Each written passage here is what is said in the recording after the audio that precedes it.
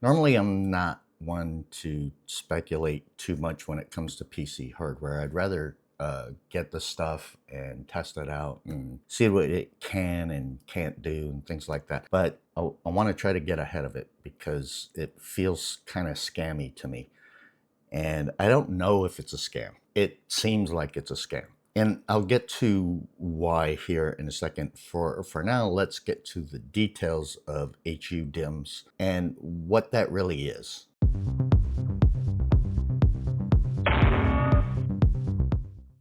Okay, so there's 4 different articles that have come out between April 17th and April 30th. And I found all these on videocards.com.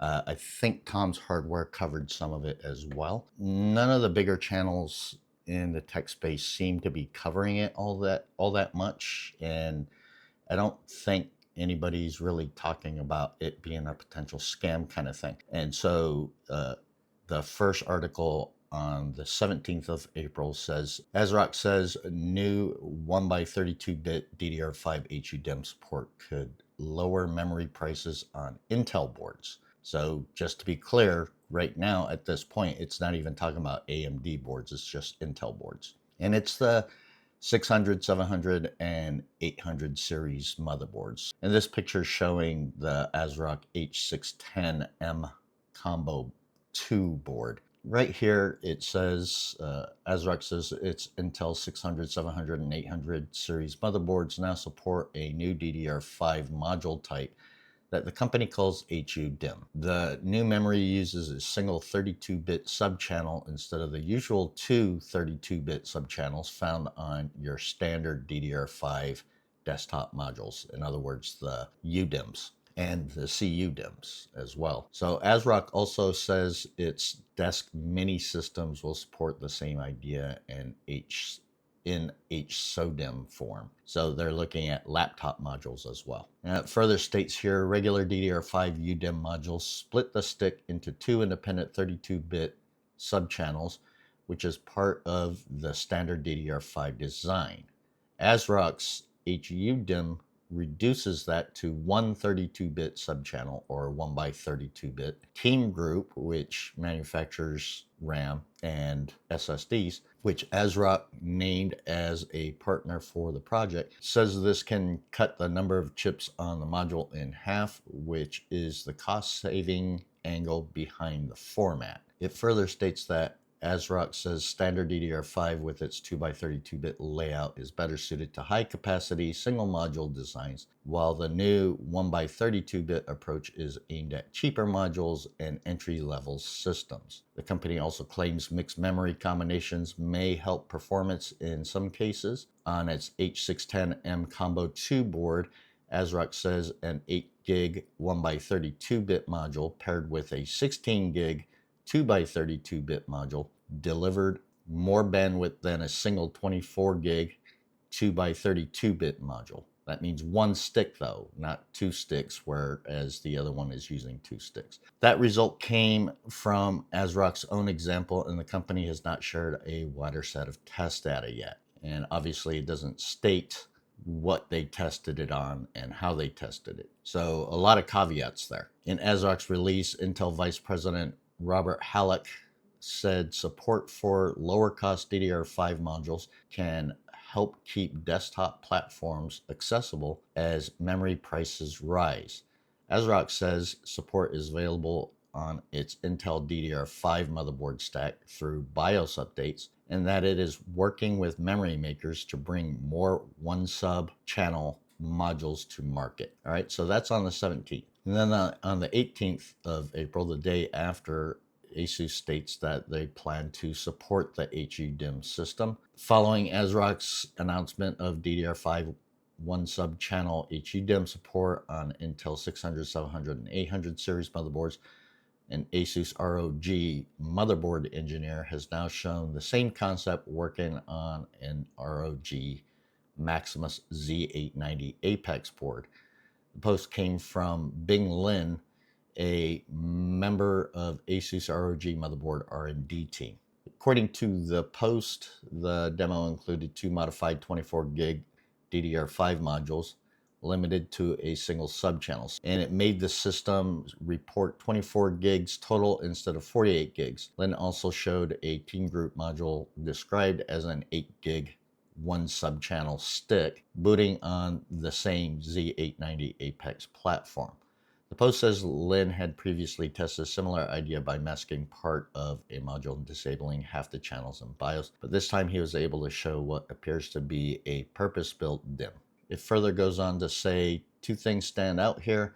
Unlike ASRock, Asus is only confirming that it is working on support for this type of memory. Whether Asus will partner with memory vendors and roll out support across the wider LGA 1851 platform stack is still unknown. Also for the demo, Asus also chose the ROG Maximus Z890 Apex, which is an expensive overclocking board. That may simply be because it is a 2DIMM design, making it a better fit for this kind of memory demonstration and for showing what such a platform can still achieve. And then on April 20th, so a couple of days later, the title says DDR5 HUDIMM simulation with Asus BIOS shows nearly 50% bandwidth loss, which makes sense when you think about it, because if you've got half the chips, you're going to get half the bandwidth, right? But let's continue. HKEPC has published what appears to be the first hands-on performance test of DDR5 HUDIMM, a cut-down memory design that keeps only one 32-bit subchannel instead of the two 32-bit subchannels used by standard HUDIMMs. The site says the test was carried out with Asus support and used a BIOS that recognizes HUDIMM operation. There's a disclaimer in there where it says this is not a retail HUDIMM kit review. What they did, what HKEPC says it did, is it simulated the format by masking one 32-bit subchannel on a normal DDR5 DIMM with tape, then booting the system with HUDIMM capable firmware. In the demo, the BIOS still identified the module as a 16 gig G.Skill stick, but the information page showed 8 gigabytes effective capacity, while CPU-Z reportedly detected the memory as running in 1x32-bit mode. And as you can see here, that's what their claims are. And here's some numbers where effectively you're looking at 45% drop in read speeds, a 48.4% drop in write speeds, and a 48.9% drop in copy speeds, with latency staying around 86 to 88 nanoseconds. So as you can see, these are the numbers comparative to what they're doing side by side, which means half the memory at half the bandwidth. And I want you to remember that when we keep talking about this after we go through these articles. And it further goes on to say one of the more interesting points is that two HUDIMM modules in dual channel reportedly perform at about the same level as one DDR5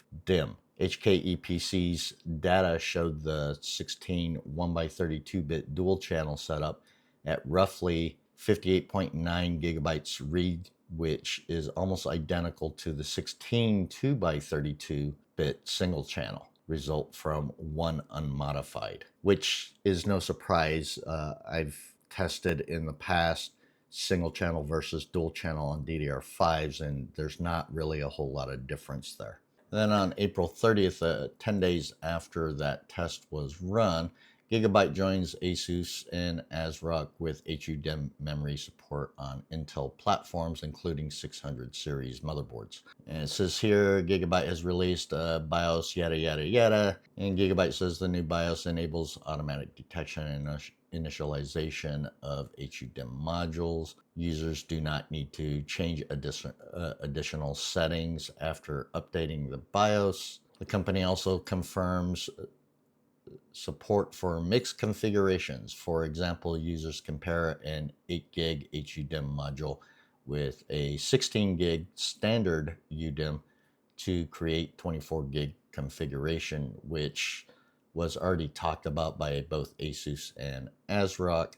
So no big surprise there. And then it further says this follows ASRock, which already announced HUDIMM support, yada yada yada. Asus has also started yada yada yada. So if I'm reading this right, the takeaway here is that you get half the capacity at half the bandwidth. I'm assuming about half the price, which means that yeah, you're paying less money, but dollar for dollar, you're still getting the same performance. You're not getting anything different, right? Even if you mix and match and things like that, you are going to see an uplift, but it's being carried by the full bandwidth DIMM stick. So all that HUDIMM stick is doing is pretty much piggybacking on the bandwidth of the full UDIMM, right? And so they're talking about this as if it's going to make memory more affordable, but it's not. It's if I had to guess, they're going to roll these sticks out at about half the cost because it's half the capacity at half the bandwidth. They're going to probably roll it out about half the price of a regular UDIMM of equivalent nature. They're lying. I think they're lying. I think this is a scam. I think this is a shell game that they're playing because motherboard sales have dumped recently because nobody's buying new stuff because it's just unaffordable at this point. It's just, and I don't blame them for trying something to put a fire under the market to get things moving again as far as their products are concerned, but it's not the consumer's problem. It's the manufacturer's problem and the manufacturers of the memory chips problem, not our problem. So they might be putting it in the context of they're doing us a favor, but they're not. They're not. They're selling you the same stuff at about the same price. And that's if they choose to do it at exactly half that price. They might charge a little bit more than half for those sticks. Knowing them, I wouldn't be surprised if that's what happened. So let's say that right now a 2x16 32 gig kit goes for like $350. So they're going to try to sell it to you for $175, maybe 180, maybe 185, maybe 190. They're going to try to sell you this stuff saying, oh yeah, we're doing this for cost savings on manufacturing, and the implication there, or what you guys are supposed to infer, is that means that the prices of their products are going to be manageable and be lowered. But the reality is that dollar for dollar, you're still getting the same thing. It's not changing. It's not getting any better. It's actually going backwards, right? So this is why I was concerned about it, because the way they're framing it is like it's going to be a great deal and it's going to help solve the problem. It's not going to help solve the problem. It's going to keep things the same. So yeah, I've got concerns, and I could be wrong. I maybe in when maybe when this stuff releases, it's going to do better than anticipated, especially in certain tests, maybe games. But at the same time, I don't see that you're getting anything different. And so unless the prices for these sticks come out at 40% of the cost or less of current UDIMMs, then I don't see the point. Maybe I'm looking at it wrong. So if you think I'm wrong here, or you think differently, feel free to write down in the comments, because I'm always suspicious of my own thoughts, meaning that I always question the things that I think, because I don't know 100% that this is going to be the case, right? This is just the impression I'm getting from these articles, and so I could be wrong. And so if you've got information or data or even an opinion that you think is different from what I'm saying, feel free to write down in the comments. If you agree, feel free to write down in the comments. If you're not sure, feel free to write down in the comments. I think the more important part here is that there should be a conversation about this, about their plan to quote unquote solve the problem, or at least alleviate some of the issues of what is currently happening in the market. Me personally, I think it's a scam. Anyways, so this is the information that I came across, and I gotta say, I'm surprised that the larger channels, for the most part, aren't talking about this, or at least expressing some kind of concern about it. So if somebody has that you're aware of, let me know down in the comments about that, because I'd love to take a look at that video. But I am concerned that not enough people are talking about this as a potential warning. Even if it turns out to not be a scam, I'd rather, at this point, considering how the manufacturers have treated the consumer base in the past when it comes to pricing, I'd rather assume that it's a scam and be happily surprised it's not, than to not assume it's a scam and have people take a hit from their wallet with a distinct possibility of disappointment. Anyways, so that's what I've got. And yeah, this is a short video compared to most of my other videos, but I wanted to talk about this. The next video that's coming out, we're gonna go back to taking a look at some hardware and stuff that I can test out, and it's gonna be using this case right here. Thanks for joining me, and I hope to see you in the next one.